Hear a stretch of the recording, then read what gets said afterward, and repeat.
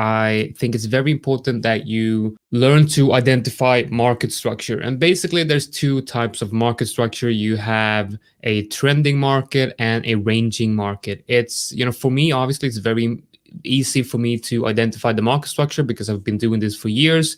But if you're a new trader, maybe it's not that easy. But what you have to keep in mind is in a trending market, the picture perfect uptrend looks like this, with a high, a low, higher low, higher high, higher low, and it goes on like this until the end of the trend, right? Usually at the top of the trend, you will see a double top or some type of range forming, right? And that might look like this. You have a higher low, equal highs, equal lows, and then the range starts. Now, it's not going to look as perfect as this, obviously, but here's a uptrend, here's a range, and usually when you break the range to the downside, you create a downtrend, right?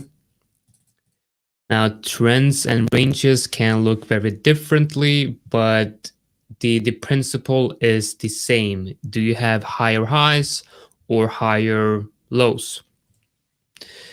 So that's like the first thing I think it's very important that you understand as a new trader. Learn to identify the market structure. Are you in a trending market or a ranging market? And what is the behavior of that market structure? Because you want to be able to not only identify the trend, but also identify the behavior of that trend to be able to trade off the repeat, like of that behavior of the trend repeating. So let's say, for example, you have higher highs and high lows, and you have the daily 20 EMA moving, perfectly getting touched by the lows right here. Well, now you know that the behavior of the trend is quite clearly that every new higher low is a bounce of the 20 EMA. So if the next bounce of the 20 EMA comes in here and the behavior of the trend is intact, well, you want to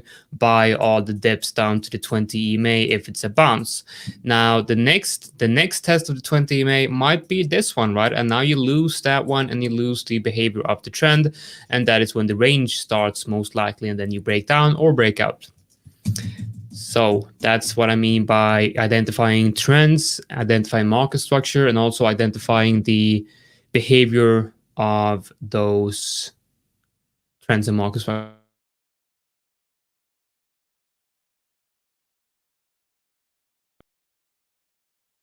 Right, so I'm going to go through this, and if you have any questions on anything that I show you today, please feel free to ask them in the YouTube chat, and I will go through all the questions after. We're going to take a quick break in the middle, and I'll go through all the questions.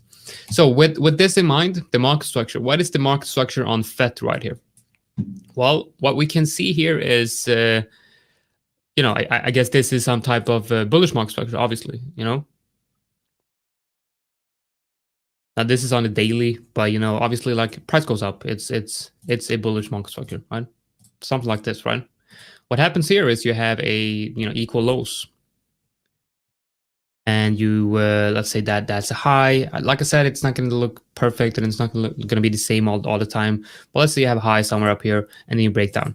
So you have an uptrend, and then you have some sort of range. Could call this a head and shoulders, but whatever you call it, it's a top formation. It's a lower, it's a high and then a lower high, right? So it's equal lows and a lower high. That is a your first indication of that the trend is ending, right?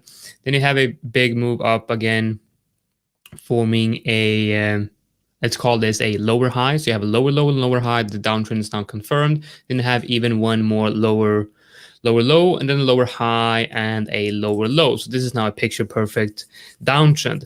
Now, the way I trade altcoins, I care a lot about market structure, because I do not want to go long in an overall bullish. I don't want to go long in an overall bearish market structure. So I need to wait for a nice break of market structure. When the market structure breaks to the upside and I want to go long, and that is the first sign that I should go long is when there's a bullish break in market structure.